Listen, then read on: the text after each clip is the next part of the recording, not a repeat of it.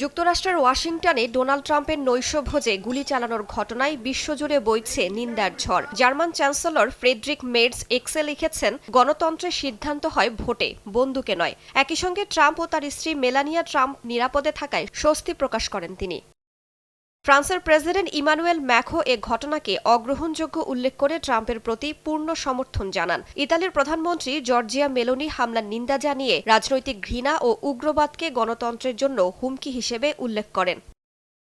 তুরস্কের president Recep Tayyip এরদোয়ানও ঘটনার তীব্র নিন্দা জানিয়ে বলেন, গণতন্ত্রের লড়াইয়ে কোনো সহিংসতা নয়। ডোনাল্ড ট্রাম্প অক্ষত থাকায় স্বস্তি প্রকাশ করেছেন ইসরায়েলের প্রধানমন্ত্রী বিনিয়ামিন নেতানিয়াহু। প্রেসিডেন্ট ট্রাম্প এবং তার স্ত্রীর ওপর বারবার হত্যা চেষ্টার খবর শুনে আমরাও বিস্মিত ও স্তম্ভিত হয়েছি। তবে আমরা স্বস্তি পেয়েছি, তারা দুজনই পাশাপাশি যুক্তরাষ্ট্র প্রশাসনের জ্যেষ্ঠ সদস্যরাও নিরাপদে আছেন। বিশ্লেষকরা বলছেন, এই প্রতিক্রিয়া শুধু সমর্থন নয়, বরং বৈশ্বিক নিরাপত্তা ও আঞ্চলিক রাজনীতির ইঙ্গিত বহন করছে। রাইসা জান্নাত, সময় সংবাদ।